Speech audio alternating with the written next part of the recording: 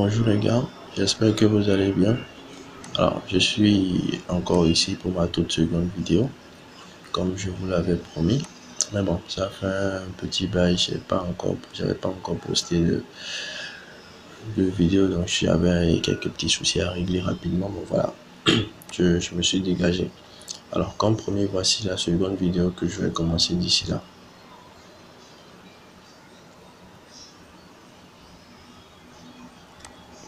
Alors, ici, dans la précédente vidéo, j'avais parlé en fait de la structure du marché. Alors, par rapport à la structure du marché, j'avais dit quoi? Nous avons trois types de tendances pour le marché. Alors, soit le marché en tendance baissière, comme ceci, matérialisé par des lower lows, lower high, lower lows, lower high. Ou soit le marché en tendance haussière. Et nous avons des higher high, higher low, higher high, higher low, higher high, higher low, et ainsi de suite. Soit le marché est en consolidation. C'est-à-dire quoi? Voilà, le marché essaie de trouver comment est-ce qu'il va bouger. Voilà, il est en train de respirer avant de continuer son impulsion. Alors, pour la précédente vidéo, pour ceux qui ont regardé, j'avais bien parlé de ça et j'avais expliqué en détail. Donc pour ceux qui ne l'ont pas encore fait, vous pouvez aller voir un peu comment est-ce que je l'avais appréhendé.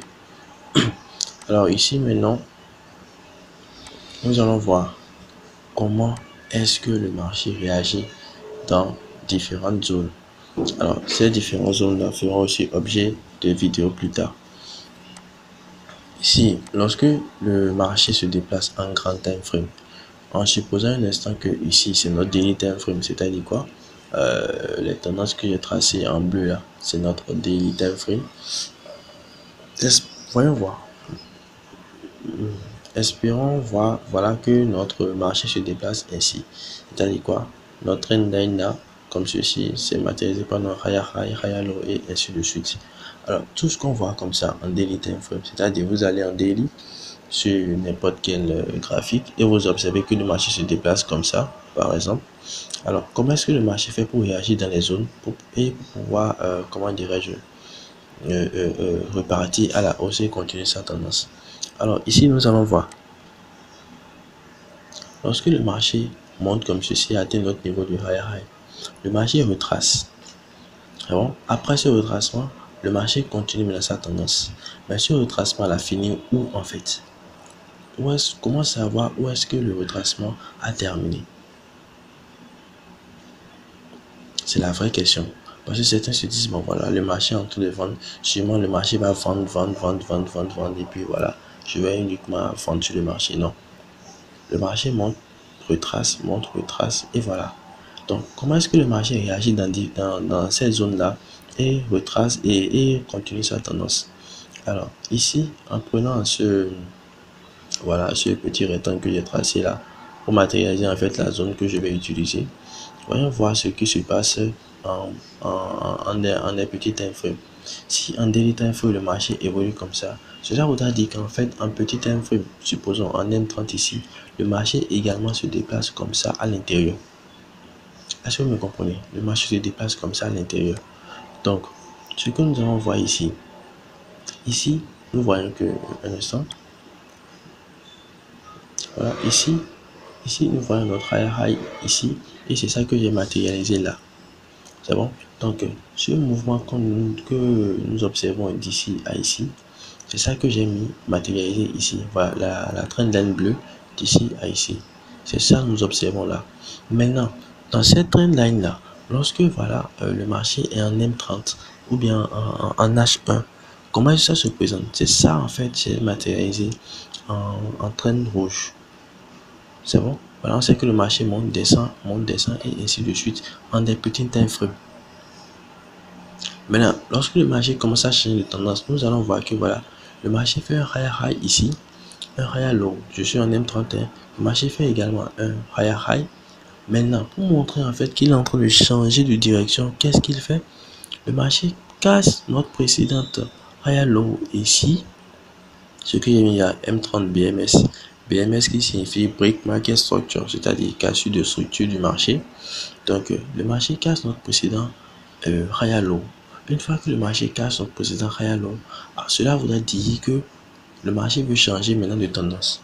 C'est bon. Une fois que le marché commence comment dirais-je, le marché casse son précédent higher low, alors nous allons le voir nous allons attendre un petit retracement jusqu'à notre supply zone. La supply zone fera l'objet d'une prochaine vidéo. Ce sont les zones en fait qui retiennent le prix. Ce qui voudra dire une fois que le prix reviendra là, le marché va continuer à vendre. Donc voilà, le marché va dans notre supply zone. Voilà, il continue maintenant sa tendance à la baisse. Alors, une fois que cette tendance à la baisse continue, cela ne voudrait pas dire en fait que c'est parce que le marché a cassé. C'est pas parce que le marché a cassé en fait notre petite structure de M30 ici que cela voudrait dire en fait qu'elle a cassé notre précédent high low ici. Non, non. Une fois que le marché monte ici et commence à retracer, vous attendez une zone, c'est-à-dire quoi? Une zone que vous aurez prédéfinie où le marché viendra pour créer en fait votre demand zone. La demand zone fera également l'objet de prochaines vidéos avec supply zone également. Donc, une fois que le marché vient d'avoir demand zone, cela ne voudrait pas dire qu'il faut entrer directement sur le marché, non. Si ici je suis en M30, j'ai observé en fait les petits mouvements du marché, c'est-à-dire lower high, lower lows et ainsi de suite jusqu'à la demand zone. Qu'est-ce qu'on va faire? On patiente en fait que le marché casse notre précédent lower high qui matérialise en fait un changement de direction. Donc on peut le voir également ici. Voilà, le marché, cette trend line là casse en fait notre précédent lower high ici, qui signifie en fait un changement de direction. Est-ce que je me fais comprendre? Cela matérialise alors un changement de direction. Ce qui voudrait dire quoi? Que une fois le marché cassé, vous allez attendre maintenant. C'est ça, pour ça j'ai mis M30 BMS qui signifie en fait cassure de la précédente structure. Voilà, nous allons en fait attendre une zone, c'est-à-dire quoi? Une demand zone où le marché reviendra pour nous donner notre signal d'entrée sur le marché. Ce qui voudra dire que ici maintenant, voilà, ce qui voudra dire que ici c'est notre zone et notre signal d'entrée. Donc pour pouvoir prendre notre position ici, voilà, nous allons attendre et tracer en fait notre zone là. C'est que notre zone est valide. Une fois que le marché viendra là, vous allez voir les patterns, c'est-à-dire quoi, les bougies type qui montrent en fait voilà que le marché va repartir et vous prenez votre position là. En fait, c'est cette cassure de structure là qui valide en fait votre prise de position ici. Et là, nous allons voir le marché va commencer à repartir jusqu'à casser maintenant notre précédent higher high ici. Donc, cette cassure de higher high que nous voyons là, nous allons le remarquer en fait ici. La cassure se retrouve là. Le BMS que j'ai mis là. Le BMS, c'est ça ici en fait. C'est ça la cassure que j'ai matérialisé là. Donc, le marché va casser comme ceci et le marché va également retracer. Voyons voir pour ce retracement comment est-ce que ça va se passer.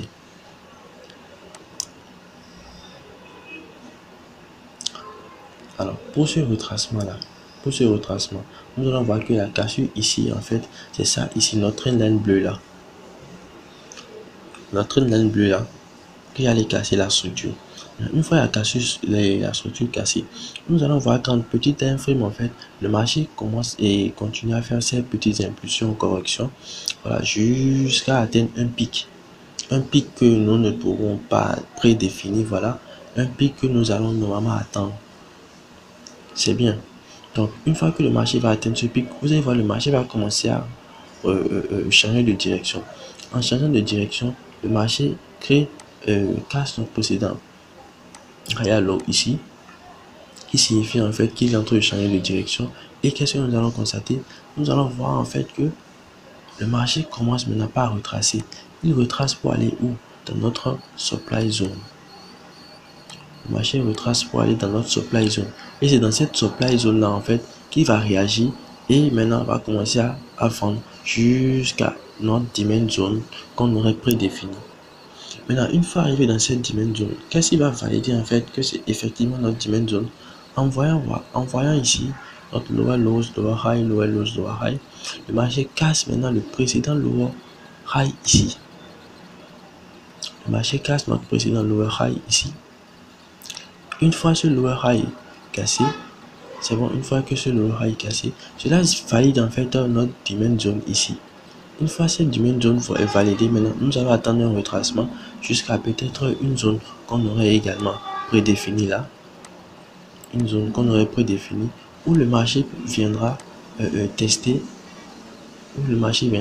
comme ceci avant de repartir. Désolé. Voilà une demand zone où le marché viendra tester avant de repartir. Une fois testé là maintenant, le marché vous montre les bougies type pour pouvoir entrer en position. Une fois entré maintenant, voilà, vous voyez le marché aller dans votre sens. C'est comme ça en fait le marché se déplace. C'est comme ça le marché se déplace. Mais en fait, je vois certaines personnes sur le marché, ils sont un peu embrouillés par est-ce que je dois entrer ou je dois laisser tomber? Est-ce que je dois entrer ou je dois laisser tomber? Par rapport à la toute première vidéo, les gens m'ont posé des tas de questions. Donc j'étais obligé de refaire cette vidéo et de donner encore plus d'explications sur ce côté-là. Donc ce qui voudrait dire quoi? Lorsque vous voulez faire votre analyse maintenant sur une paire par exemple, une paire de devises, allez toujours dans les grands time frames pour voir comment est-ce que le marché se déplace. Est-ce que le marché est en tendance haussière? Est-ce que le marché est en tendance baissière? Une fois en tendance haussière, alors vous essayez de matérialiser tout ce que j'ai matérialisé là. Vous pouvez aller en grand time frame à partir de monthly, weekly et daily. Maintenant, vous essayez de matérialiser en fait ces différents zones, les higher high, higher low et ainsi de suite, les cassures de structure, et vous faites exactement comme je l'ai fait là. Si vous êtes en daily par exemple et que vous voulez observer les petites impulsions, corrections du marché, allez en H1 pour pouvoir observer ça, et c'est à vous maintenant de chercher vos zones et de placer vos zones et patienter voir que le marché revienne dans cette zone pour pouvoir entrer. Donc, ce qui est sûr, soyez juste patient sur le marché. Soyez juste patient sur le marché parce que ça ne sert à rien d'être pressé et de perdre de l'argent. Ça ne sert à rien d'être pressé et de perdre de l'argent. Donc, ce que je vous conseille, c'est quoi? C'est avant toute analyse, allez en grand time frame. Les grands time frames qui sont ici, nous avons monthly, weekly et daily. Ce sont les trois grands time frames dans lesquels vous pouvez observer quel type de tendance le marché suit actuellement. Une fois comment dirais-je, une fois que vous avez identifié la tendance, maintenant cherchez à tracer maintenant vos comment dirais-je, vos high high, high low et ainsi de suite. Maintenant les BMS, les cassures de structure, vous les matérialisez peut-être par des traînes, pas bon. C'est à vous de voir quelle couleur vous allez mettre. Maintenant, vos supply et demand zone, c'est à vous maintenant de les mettre et savoir que bon voilà, une fois que le marché, comme le marché est en tendance haussière, je vais patienter que le marché revienne dans ma demand zone, voilà, avant de prendre position. Une fois dans ma demand zone, comment est-ce que ça serait validé? Il faudrait que le marché casse notre précédent lower high pour le retracement en H1. Voilà, une fois cassé, maintenant, j'attends maintenant dans ma nouvelle demand zone pour pouvoir entrer maintenant en position. C'est comme ça se passe. Certaines personnes sont là, voilà, est-ce que je dois entrer? Est-ce que je dois pas entrer? Ils sont dans le doute. Donc c'est pour ça que j'ai voulu faire cette vidéo pour pouvoir vous expliquer en fait comment est-ce qu'il faut observer le marché. Un grand time frame est différent de petit time frame. Si un grand time frame par exemple, ou comment dirais-je, en petit time frame vous voyez une cassure de structure en petit time frame, cela ne voudrait pas dire qu'en grand time frame ça a également cassé la structure. Non. Non. Donc ce sont ces petits pièges là en fait qu'il va falloir éviter si c'est que vous voulez rester beaucoup plus longtemps sur le marché et pouvoir aborder au mieux et offrir des gains sur le marché. Alors c'était une toute petite vidéo d'explication et j'espère que ça vous a plu. Donc n'hésitez pas à me dire en commentaire ce que vous en pensez, et mes contacts sont là. Voilà, vous pouvez m'écrire sur WhatsApp ou Telegram. Voilà, peut-être m'envoyer un mail et j'essaierai de vous répondre le plus tôt que possible. Voilà, n'essayez pas de me dire de faire vos constats sur les vidéos que je fais. Là, ça me permettra de m'améliorer pour les prochaines fois. Alors, merci beaucoup et à tout moment.